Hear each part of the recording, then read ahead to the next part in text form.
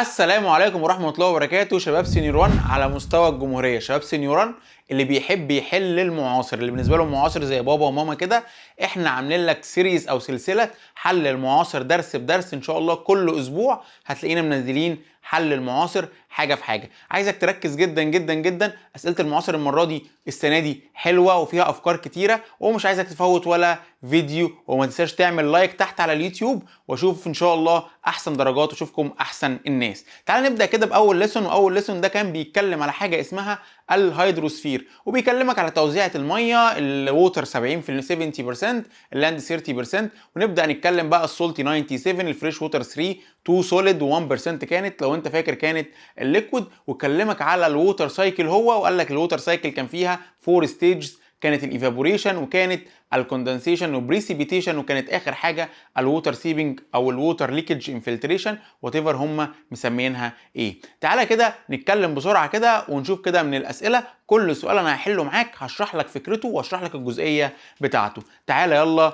نبص على اول حته. هو بيتكلم على الهيدروسفير. Which of the following doesn't represent an ecosystem؟ هنا يا معلم بيتكلم على الايكو سيستم. لو انت فاكر الايكو سيستم احنا خدنا فيه 3 حاجات كانوا مميزين قوي. اول حاجه التعريف بتاعه اللي هو community of living organism and non-living component interact with each other to adapt to changing condition اللي موجوده. حلو قوي الكلام ده. وبعد كده جينا خدنا كان ليه 3 اشكال. كان الاكوا سيستم، كان الفورست، وكان الايه الديزرت. وكان بيتكون من 4 اغلفه. ايه ال4 اغلفه؟ هيدروسفير، اتموسفير، والبايوسفير، وكان اللايزوسفير. هنا بيكلمك يقول لك ريبريزنت، مش بيتكون من. ده ما ريبريزنت يبقى انا هتكلم على واحده من الثلاثه. واحده من الثلاثه اللي هي الاكوا سيستم، وكان الديزرت، والفورست. تعال نبص على الاختيارات. هل الجريد ديزرت دي تنفع؟ تنفع، يبقى مش doesn't. هل الامازون رين فورست؟ نفس الكلام. هل الاتموسفير؟ لا، الاتموسفير من مكوناته، فهي دي الاجابه. هل هو السولتي ليكس؟ الليكس دي تعتبر برضو اكوا سيستم، فما تنفعش. فالاجابه يا دكتور هتبقى سي. The ratio of frozen water in liquid fresh water. الفروزن ووتر كان كام في المية يا دكتور؟ كان 2%. to the fresh frozen water to liquid fresh water. الليكويد كان كام؟ كان 2 برضو برسنت، تبقى 2/1. فالإجابة هتبقى B. خد بالك احنا من اول الناس اللي هتشوفها حل المعاصر. احنا حتى ما استنيناش الكتاب ينزل، شفنا بس اول ما نزل السامبل بتاعت ليسون 1 حليناها لك على طول عشان تبقى الدنيا كويسه معاك. What is the direct source of fresh water؟ fresh water الميه العذبه اهم سورس ليها وانت مغمض كان الريفرز. اهم سورس ليها كان مين؟ كان الريفرز. طب واهم سورس للسولتي ووتر؟ الاوشنز. فتعالى الاوشنز دي سولتي ووتر، السيز دي سولتي ووتر، السولتي ليكس سولتي ووتر، فتبقى الاجابه الريفرز. What are the state of matter in which water exists in the sphere of the planet Earth؟ يعني عايز كل الاشكال او كل الستيتس بتاعت الووتر اللي موجوده على كوكب الارض. طب هو ايه الستيتس بتاعت الووتر؟ الفيزيكال ستيتس كانوا 3: سوليد وليكويد وجاز. فالاجابه هتبقى يا دكتور بي. What is the percentage of oceans salty water؟ seas salty water، salty lakes. يبقى هو كده عايز التوتال بتاع السولتي ووتر. طب يا دكتور السولتي ووتر كان قد ايه؟ السولتي ووتر يا دكتور كان 97. كان ايه يا شباب؟ 97. Which of the following represent the largest source of water on the earth surface؟ هو دلوقتي عايز اكبر سورس للووتر على مستوى الارض. طب اصلا الووتر كانت متقسمه ايه؟ سولتي وكانت متقسمه فريش. طب مين اكتر حاجه؟ السولتي كانت 97، فانا عايز اعلى حاجه في ال 97. طب ايه اعلى حاجه في ال 97؟ الاوشنز. فريش ليكس ما تنفعش، الجراوند ووتر ما تنفعش، الجليسيرال ريفرز دي فريش ووتر برضو ما تنفعش. Which of the following graphs represent the percentage of water and the percentage of land؟ تعالى يا باشا، الووتر كانت كام في المية؟ 70. عمالين بنلف في نفس الحوار. طب واللاند كام؟ 30. تعال ندور على 90. مين الاكتر؟ الووتر. فين الووتر هنا يا عم؟ الووتر هنا اللي هي لونها اخضر، يبقى احنا عايزين الاخضر اكتر من اللاند بنسب تعتبر قريبه من بعض. هل اللاند اكتر؟ لا. هل اللاند اكتر؟ لا. هنا الووتر اكتر وهنا الووتر اكتر، بس هنا الفرق كبير قوي. يعني هنا الفرق مثلا كانها 97 و3%، لكن دي يا باشا يا معلم بص دي 30 ودي 70. تبقى الإجابة الصح هتبقى دي. Which of the following graphs، ايه من الجرافس اللي قدامك بيوضح توزيع المية بدقة in hydrosphere؟ salty water وفريش water. salty water 97 يا معلم، والفريش ووتر 3%، يعني الاخضر 3% والفريش ووتر 97. هل ده يا باشا ده 70 30؟ ما ينفعش. ده الفريش ووتر اكتر اصلا ما ينفعش، والاتنين مش قد بعض ما ينفعش. الاجابه الاصح دي، عشان بص 97 اهي ودي شكلها 3، تبقى الاجابه الصح دي برضو. Transpiration and respiration are vital processes that contribute to the hydrological cycle. لو انت فاكر لما انا جيت شرحت لك قلت لك الترانسبيريشن بلانت اونلي، لما جينا قلنا الريسبيريشن قلت لك انيمال وهيومن، وقلت لك مين بتاع البطيخ اللي قال لك ان البلانت ما بيعملش ريسبيريشن؟ البلانت هو كمان بيعمل ريسبيريشن. فاول فورمز اوف ليفنج اورجانيزم، كل الكائنات الحيه بتتنفس، دي اهم فانكشن الكائنات الحيه بتعملها، صح؟ وقلت لك البلانت بيعمل الترانسبيريشن بس، فدلوقتي الترانسبيريشن لازم بلانت اونلي، فانا هيختار يا اما دي يا اما دي، الاثنين دول ما ينفعوش. الريسبيريشن انيمال بس والانيمال وبلانت انيمال وبلانت، فالاجابه هتبقى ايه؟ خد بالك انا بمشي معاك حته حته علشان الاسئله تبقى معاك سهله وبسيطه وما فيهاش اي حاجه. تعال بقى نشوف السؤال نمبر 10. which of the following process may be a direct source of ground water؟ جراوند ووتر كانت شرحها عامل ازاي؟ قلت لك في حاجه اسمها ووتر سيبنج، الميه تنزل حاجه من اتنين، يا سويل يا روكس، تعمل حاجه اسمها او تعدي عن حاجه اسمها المسام البورز، تعمل زيها زي المصفى عمليه اسمها انفلتريشن او ليكج او بورسيليشن، عشان تدي لك حاجه اسمها اندر جراوند ووتر.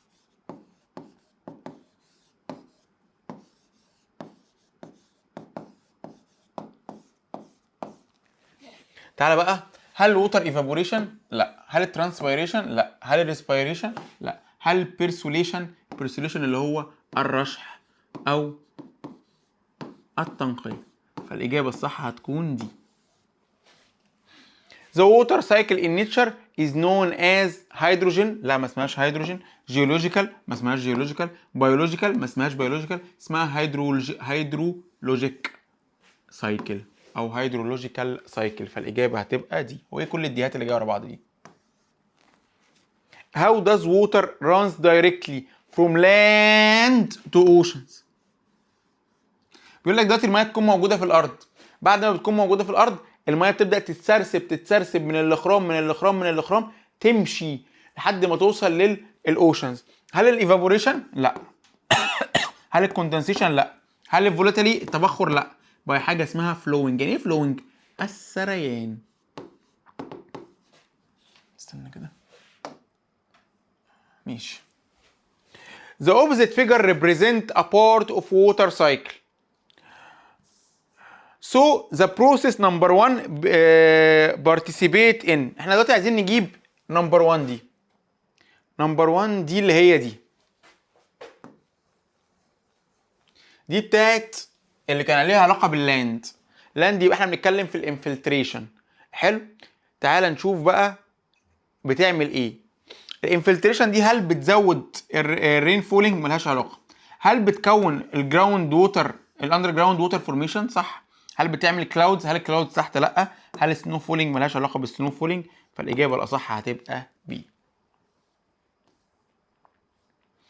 What is the direct rule of transpiration؟ transpiration كانت موجوده فين الترانسبيريشن دي؟ دكتور الترانسبيريشن دي كانت موجوده في الخطوه بتاعه الايفابوريشن.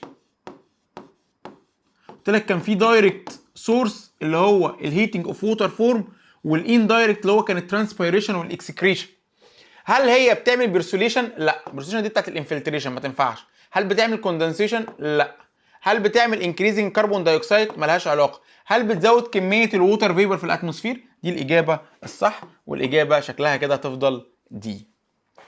Which of the following statement isn't applied to the water cycle؟ ايه من دول مش مطبق على دورة المية في الطبيعة، الووتر سايكل في الطبيعة؟ يعني احنا دلوقتي عندنا 3 يطبقوا وواحد ما يطبقش. هو حتى عامل لك يعني خط كده حوالين isn't. يبقى انت كده يا دكتور هتختار الإجابة الغلط. يعني أي حاجة صح بتستبعدها. هل هي بتتضمن حركة المية أثناء أو خلال الميني باسويز، خلال يعني طرق معينة تمشي؟ هل هي الليفنج اورجانيزم بتلعب دور فيها او بتلعب دور في استمراريتها كونتينيوتي؟ برضو تمشي ترانسبيريشن وريسبيريشن. هل هي بتمثل كلوزد سيستم؟ بتمثل كلوزد سيستم. ان الميه لما بتنزل الامطار لما بتنزل البحر كمان شويه بيحصل ايفابوريشن فتفضل السايكل تلف فتمشي.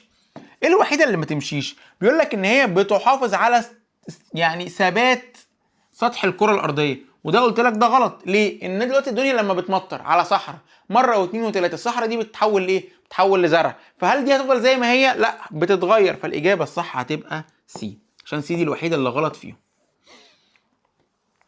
What is the process that occur to the output؟ بص to the output of transpiration during ال hydrological cycle. الاوتبوت اللي بيطلع بيحصل له evaporation ولا بيرسوليشن ولا فولينج ولا كوندنسيشن؟ بص يا معلم بقى، الاوتبوت اللي طالع ده اللي هو بخار الميه بيحصل له ايه؟ بيحصل له evaporation. فالاجابه هتبقى ايه؟ السؤال رقم 17، استوماتا ار بريزنت. الاستوماتا موجوده فين؟ موجوده في الروتس؟ لا. موجوده في الفلاورز؟ لا.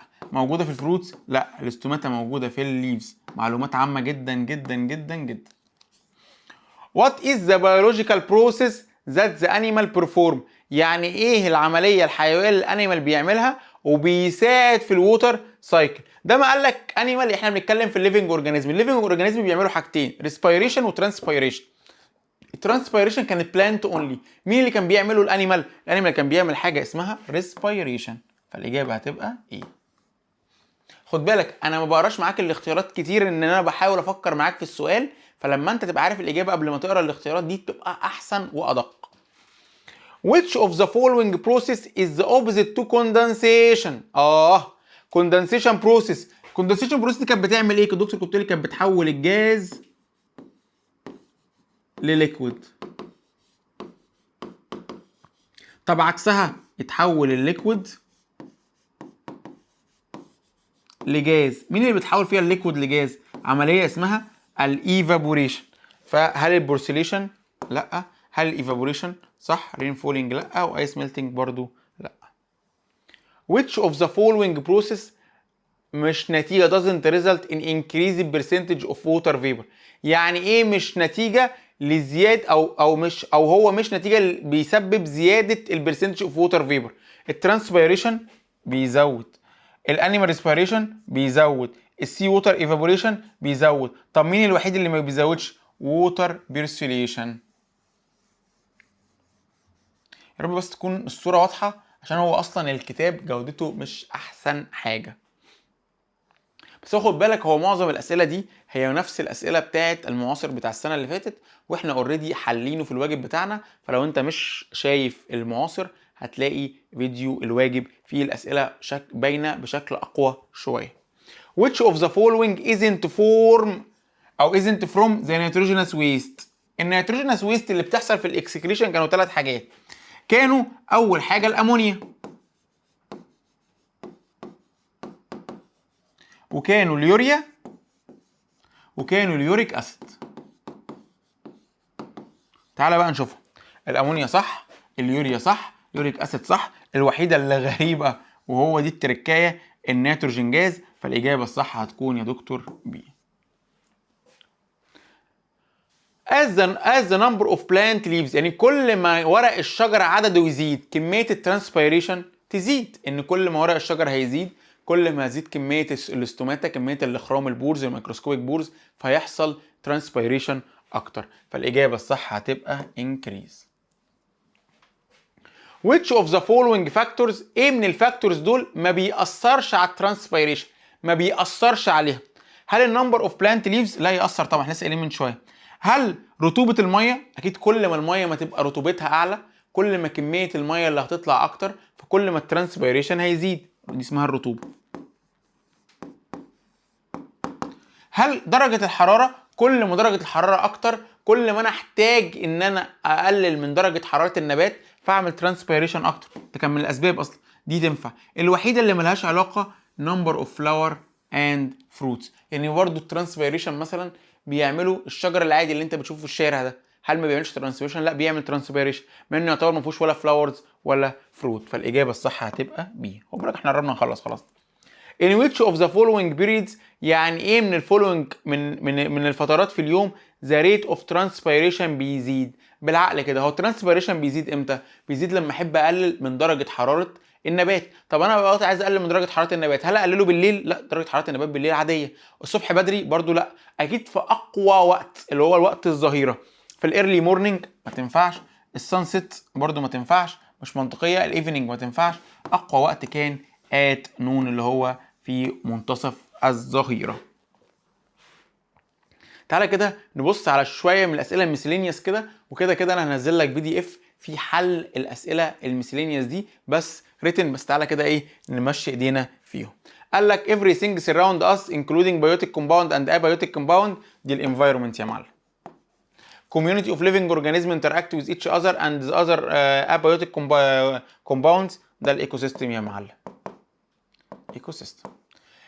nearly closed system that able to change the earth's surface physically chemically and biologically continuous change كذا كذا كذا كذا، ده كانت الووتر سايكل يا نجم. It's a process by which the plant gets off red excess water على شكل water vapor، ده transpiration يا معلم. ايه الاسئله السهله دي؟ شطار قوي. microscopic opening found in the surface of leaves، microscopic زي الجرين ستيمز واللي بيحصل فيه معظم الترانسبيريشن. لو انت فاكر دي كان اسمها الاستوماتا، حتى لما جيت شرحتها لك قلت لك دي اسم غريب جدا، غالبا دي اسم مامة العالم. اخر حاجه a process by which living organism get rid of the waste product resulting from metabolic process، خدتها وانت صغير كان اسمها الاكسكريشن، عمليه الاخراج. عايز بس أأكد على آخر سؤال في الأسئلة، عشان آخر سؤال في الأسئلة ده مهم أوي، عشان ده كان سؤال عالي شوية شرحناه في الامتحان السنة معاصر السنة اللي فاتت. The opposite figure illustrates some process in the water cycle in nature which of the following process directly precede، تسبق الكوندنسيشن. اللي بيسبق الكوندنسيشن يعني اللي بيجي قبل الكوندنسيشن كان الايفابوريشن. مين في دول بقى ايفابوريشن؟ ايفابوريشن ده اللي كان عكس، ده اللي كان طالع لفوق، فالإجابة هتبقى 1.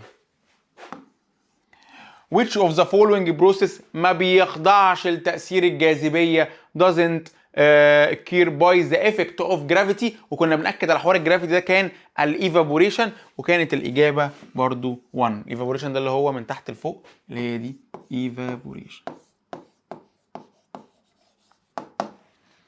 وبكده يا شباب نبقى يعتبر خلصنا اول فيديو في سلسله حل المعاصر. ركز معانا على البلاي ليست بتاعتنا بنسبه كبيره، لما التفوق ينزل كمان هنحله، عشان نبقى حلينا معاك المعاصر وحلين معاك التفوق وحلين معاك الواجب. وبص على السمري ما تنساش، وما تنساش تتفرج على الحصه وتشترك معانا اونلاين ان شاء الله، هتلاقينا على منصه او على ابلكيشن 1 اكاديمي. اشوفكم يا شباب الاسبوع اللي جاي فرصه احسن وحل اكتر، اشوفكم على خير، مع السلامه.